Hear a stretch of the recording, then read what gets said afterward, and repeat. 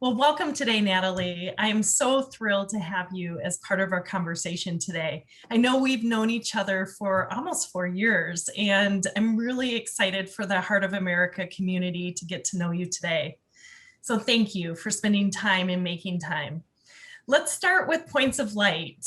You recently talked about points of light as a conductor of an orchestra, which is so intriguing.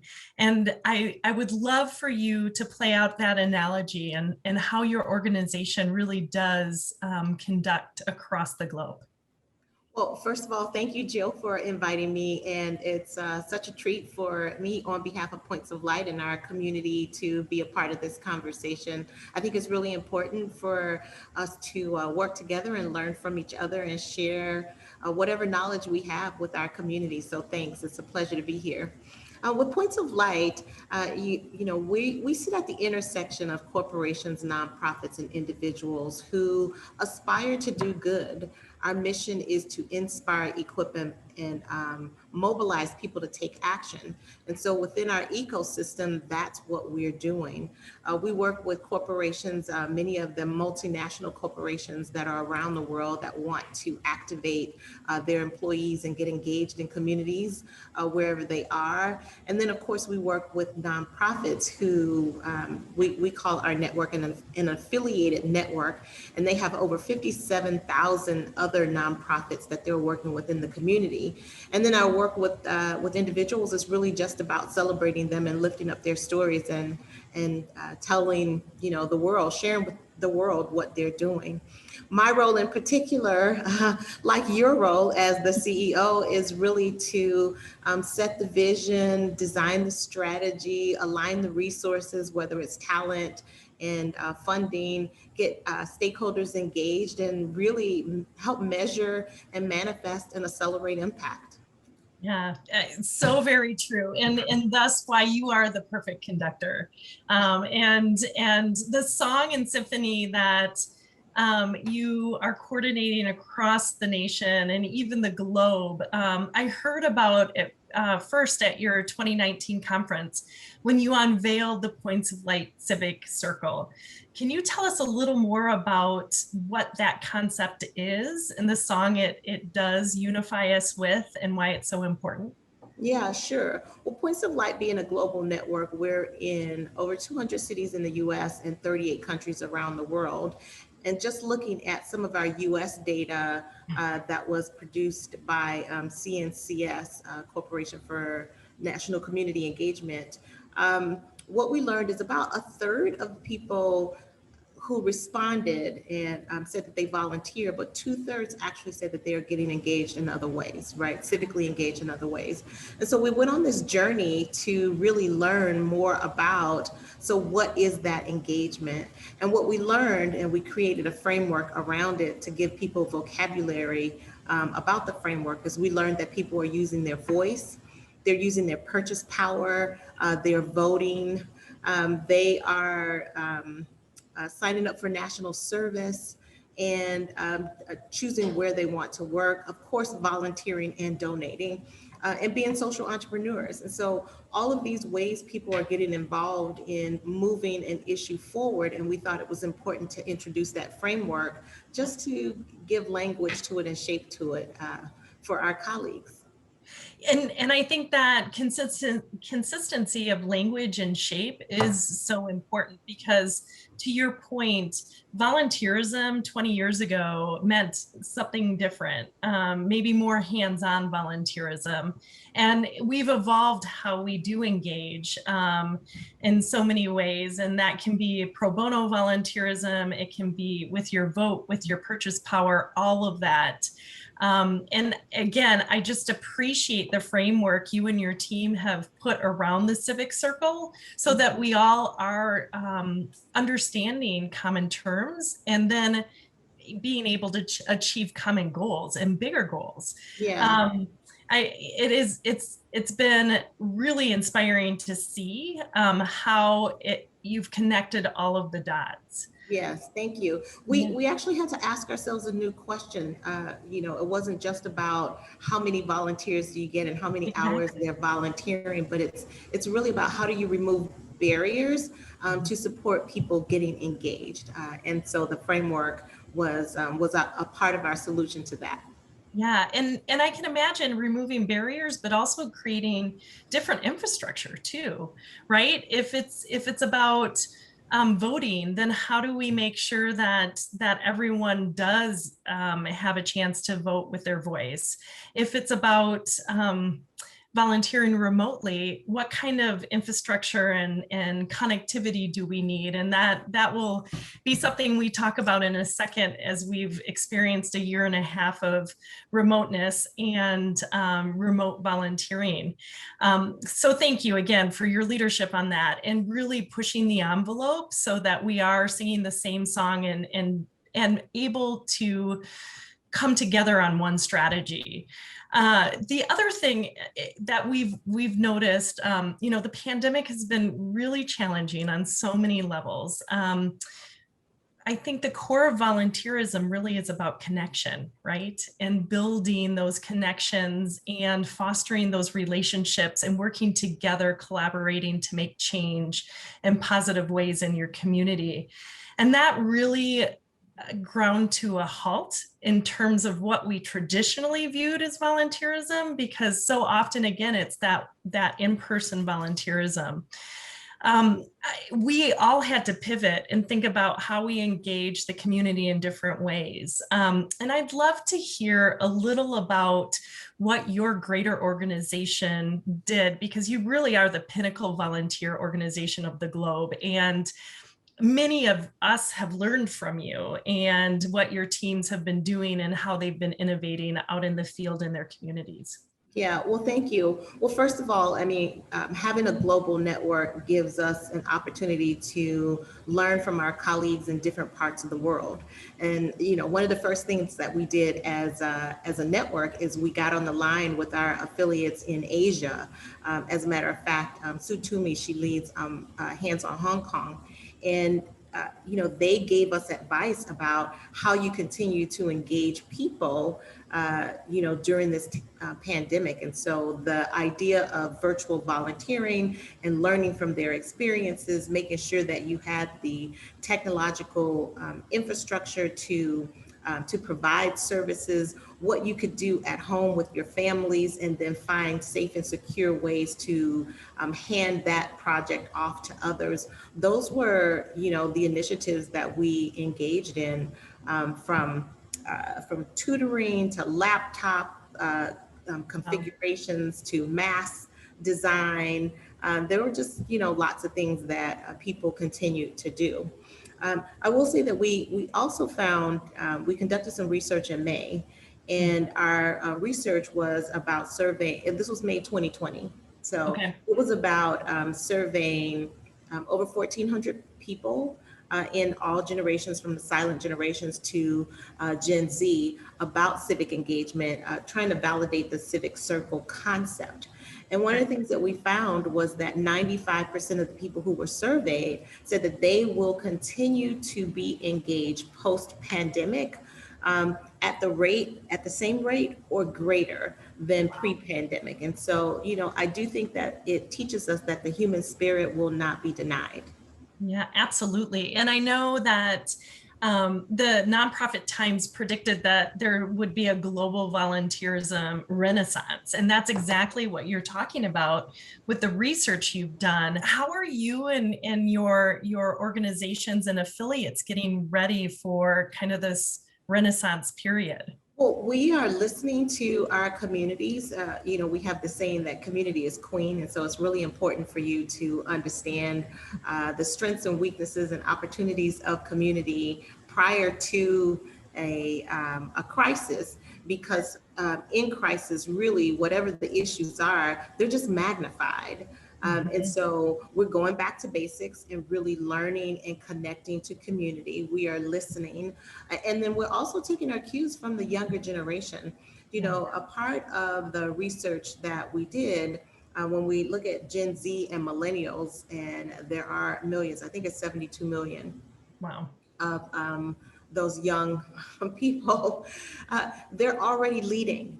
Yeah. And they are outpacing Gen Xers and baby boomers, I mean, they're really outpacing us in terms of being on the forefront of change. They will not accept the world the way we are delivering it to them. They've decided that they want something different, and they believe in the power of their voice, their purchase power, their a prerogative to choose to work for a companies whose values are aligned with theirs. All of that is coming into play as how the future of our country and others are shaped. Yeah, absolutely. I couldn't agree more. And, you know, in our work at Heart of America, we're seeing that determination too across generations, and particularly the younger generations. It's a new era, and renaissance, if you will. And what I really appreciate about their determination is that they want to show up with a civic mindset in every aspect of their lives. And that, to your point, includes the employers that they choose.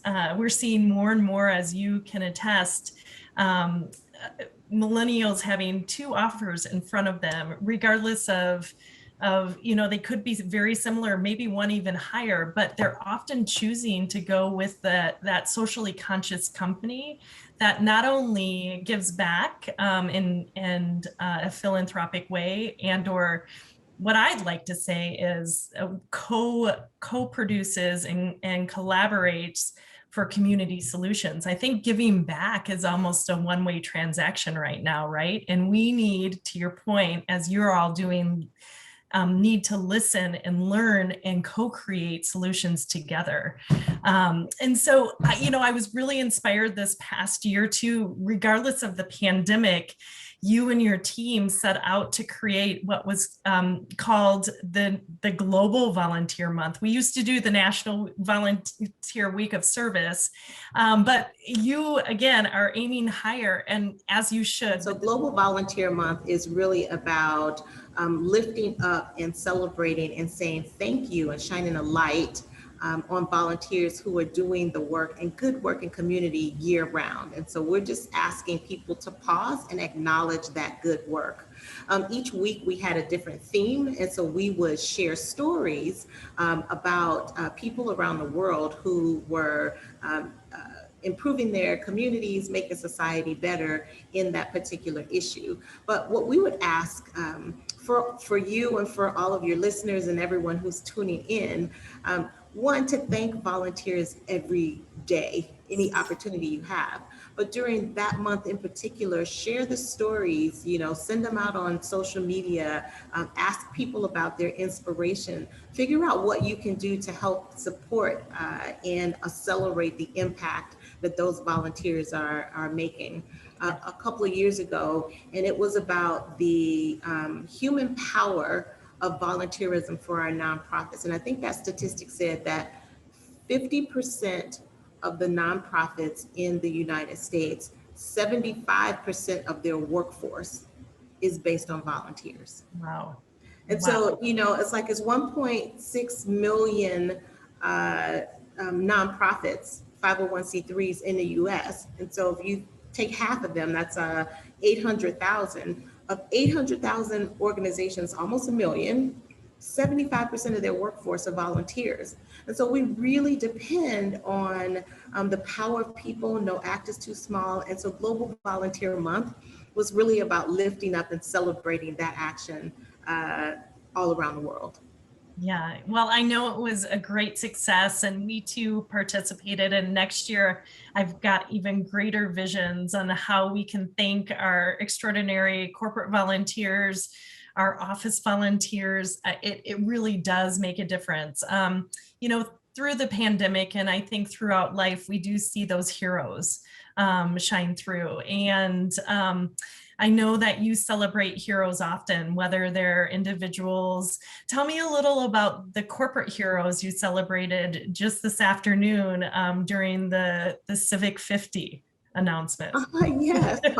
Well, thank you. It just so happens that we get a two for today. And each year, Points of Light actually issues a survey, and we do it in partnership with a couple of external partners who are very skilled in evaluating and assessing the work and responses of companies. But we lift up companies who are really civically engaged, and they're looking to invest, to integrate, to institutionalize, and also measure impact of civic engagement through their corporate means and in their ecosystem. And so today we recognize our Civic 50 for this year. If anyone wants to go on pointsoflight.org to see who they are, we're really excited about lifting these companies up. Many have been on the list on consecutive years. There are a few that are new, but I must say, Jill, that for the companies who complete the application and go through the process, it is our privilege and honor to recognize them, to lift up their stories, and to share with the public best practices and examples of what excellence in civic engagement looks like. Yeah, absolutely. And thank you again for doing that. I think, your platform of honoring individuals and also corporate heroes is really all encompassing. With the nonprofit sector having been so challenged over the course of the pandemic, both because 75% of their workforce was volunteers and they had to pivot to figure out how they could keep that volunteer workforce going. What are you seeing in the nonprofit sector as a change that we should embrace and continue on? Well, the first thing is I'm seeing that there's more listening and learning, Mm-hmm. and understanding that you need partners, because one good punch could knock you out. Yep. And so, really finding the partners to build that network underneath so that you can withstand a good punch, I think is what we're doing. I also think that the leaders in our community, the young, the millennials, the Gen Zs, the people who are most passionate,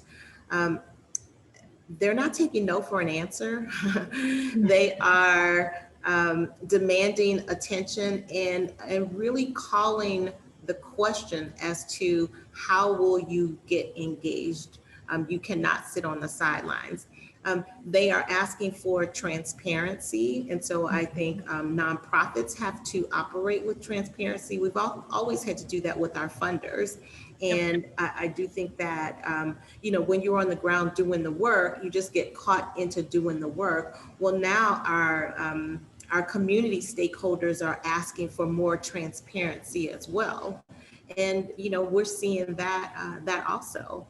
And then we're also seeing some people just take best practices and try to replicate that in their community. The one point that I want to share about the Civic 50 in particular is we're seeing, we had two nonprofits within our ecosystem, One OC and Spark the Change in Colorado. They actually started the Civic 50 in Colorado and Orange County in California. And now we have Philadelphia is about to do the same, to do a Civic 50 Philadelphia. And so these are nonprofits that are basically saying, hey, here's a model and a framework that basically shines a light on our corporate community, asking them to share with us their story of civic engagement and come up to this bar. And even the process of just answering the questions raises your consciousness. And so, we're seeing that all around.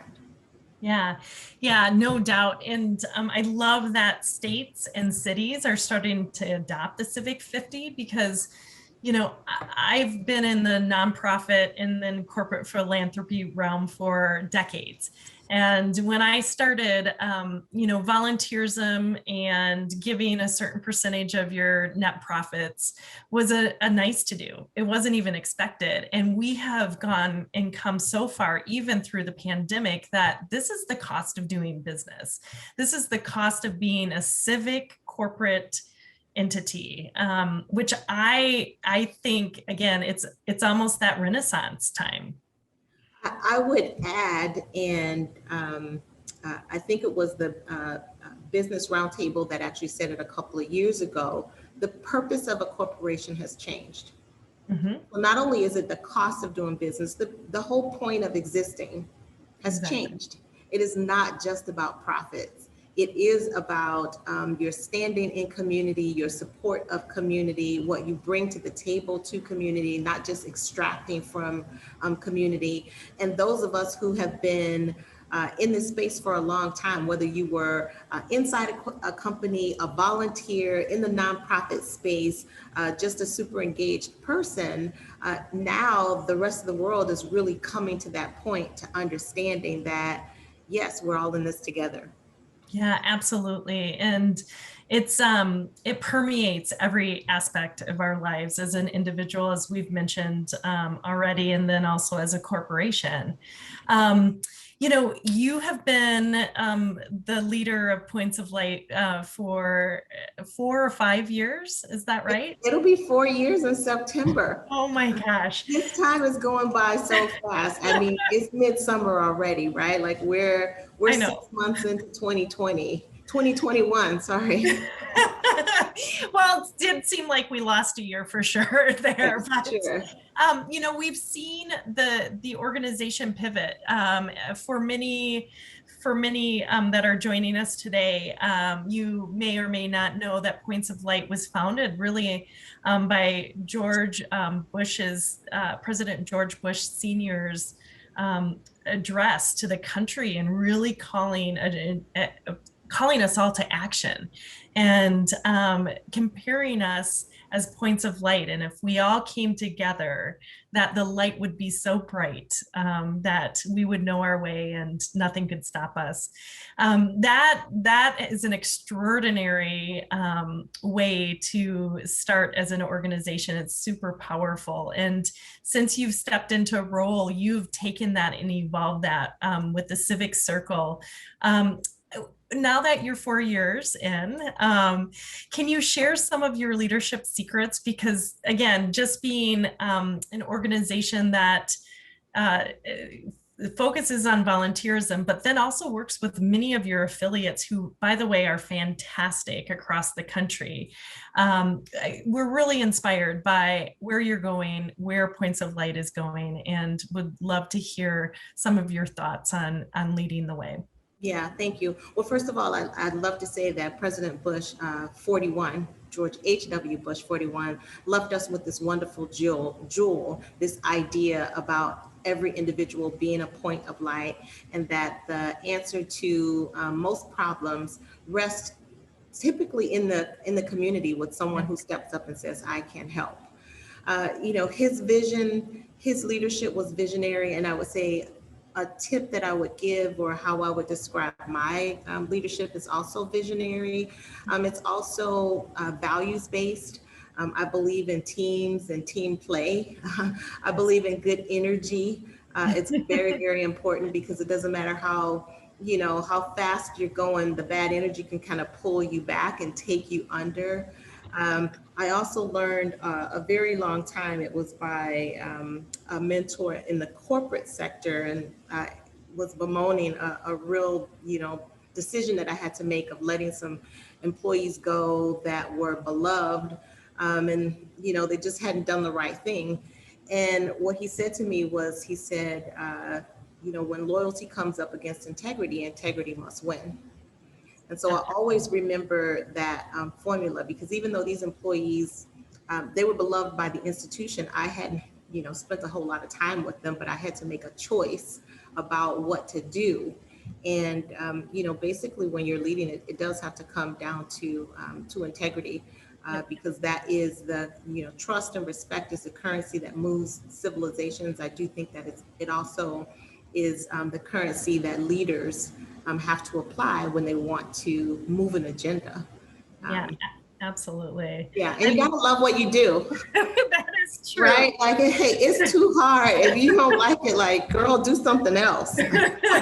Exactly. No, I couldn't agree more. And I will tell you that when we first were introduced by a fellow board member we share, your energy was palpable. And I have been inspired by that. And also, you know, we've had conversations over the years about how, and I'm going to go back to the affiliates, how we can do better together, right? Yeah. And I think so often in the nonprofit sector, believe it or not, regardless of our missions and our will to do good, sometimes we try and do too much. And other times there is even some competition. And I think you and I established first quickly on, this is not a competitive space. We No. can do better together. And really, when you focus on what you're good at, right? Then you can do that even better. And so, in working with your affiliates, and we work with them in a number of capacity throughout the country, here in the Twin Cities, in hands-on Twin Cities, we've been working at rebuilding after the civil unrest. And I will share that we know that you all have pro bono volunteerism and a way to activate volunteers down to a science. And our specialty is how do we bring in thoughtful rebuilding and transformation work and provide the right resources at the right time. And so, you know, here in the Twin Cities, we've really pulled together some of the most prevalent nonprofits to work collectively to rebuild, and it's been a joy. I also appreciate throughout the country, you have so many great affiliates that also are very collaborative and bringing in partners. And it's again, it's often hard to understand that you need to focus and make sure that you're focusing on what you are good at. And your nonprofit affiliates really are pinnacle when it comes to volunteer management, recruitment, and inspiration. So thank you. Well, thank you. I mean, we know just in how we're engaging the individual, we're issue agnostic. You Yep. can't do it. You cannot do it alone. Like nothing is Nope. achieved by just one person or one institution.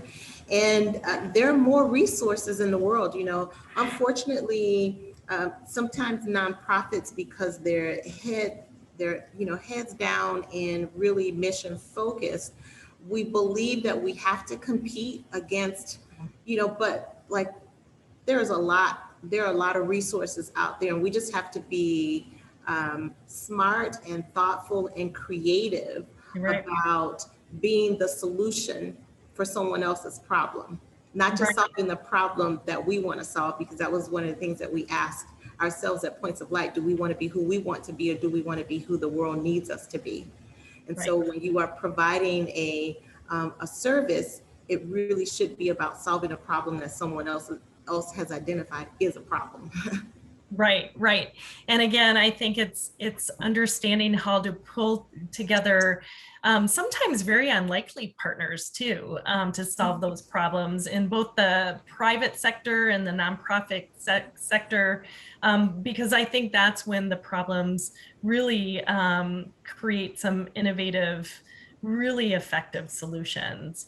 And so that said, I know we have a lot of work to do in front of us. And one of the things that I'd love to ask you is, along with the Civic Circle, the Global Volunteer Month, you have a lot that you are helping to spearhead and guide and set the tone for.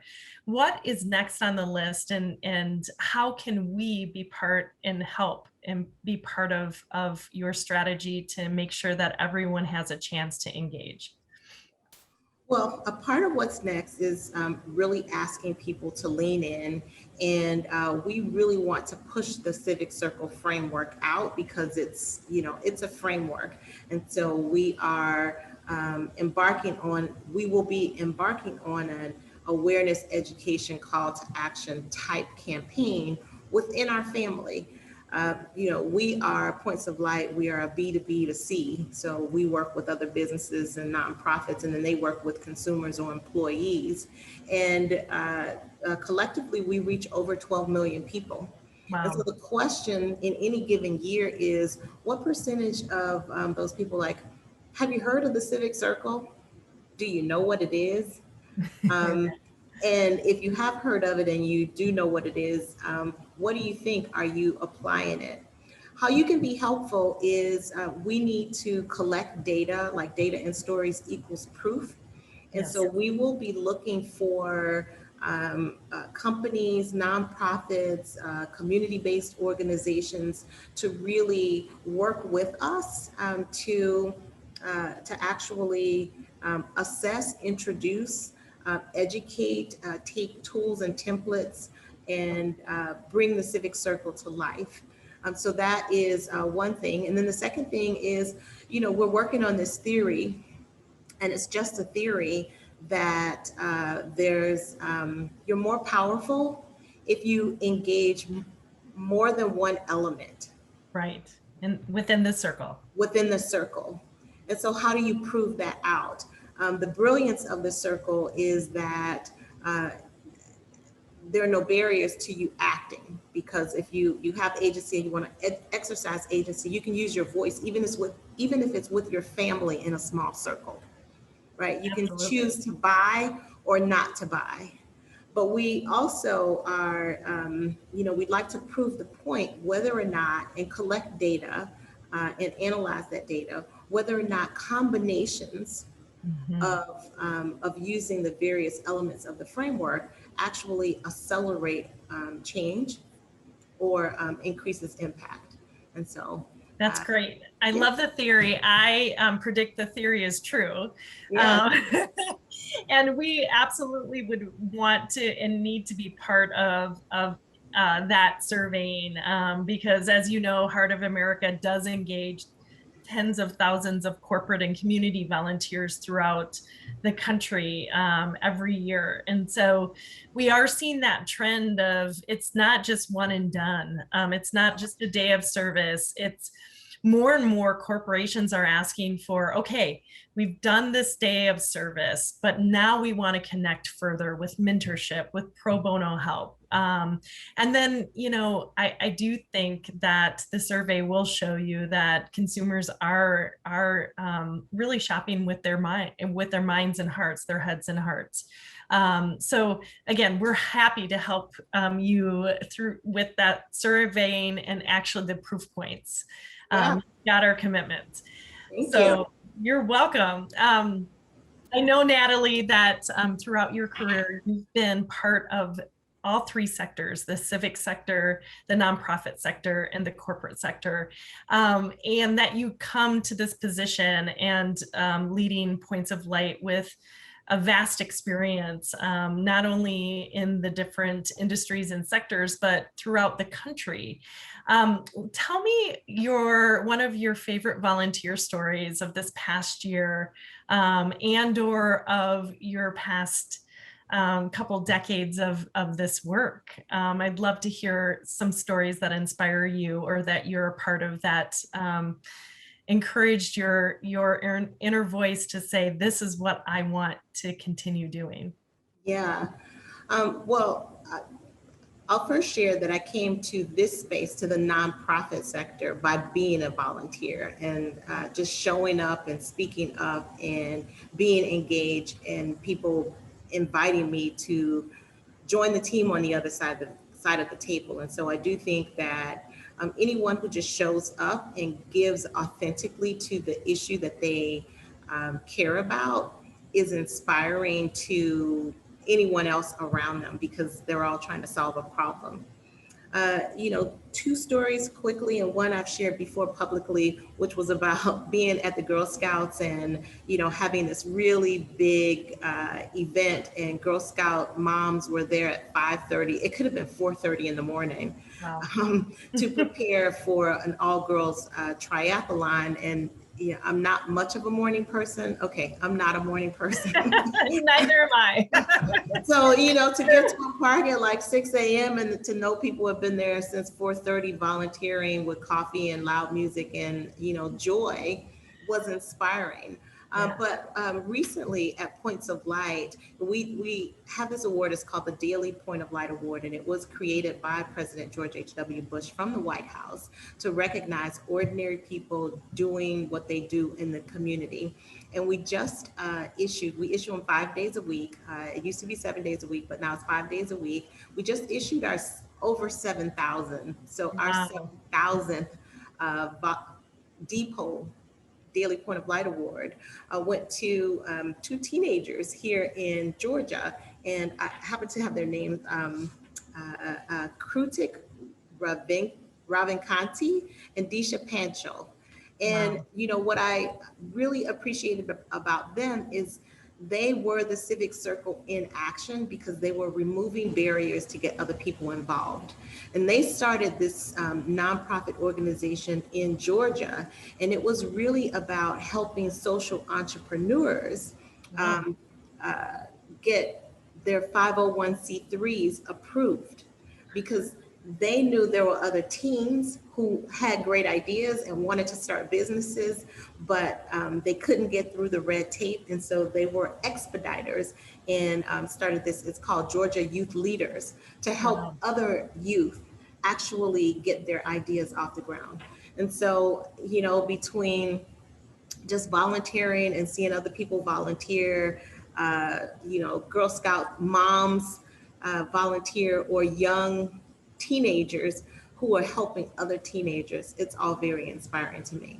Yeah, absolutely. Well, thank you for sharing those two stories. And I will also share that I too continue in this work because of those inspiring individuals, and also witnessing joy, the joy that volunteerism brings and that our work in the nonprofit sector brings. And I think there's no better human emotion right now to feel than joy, and every person deserves that joy. So I know that there are two new methods of sharing more about the Civic Circle and also promoting these conversations that you've embarked on over the course of the last 6 to 8 months. So I'm thinking specifically of your Civic Circle publications, and then the roundtable series you've been doing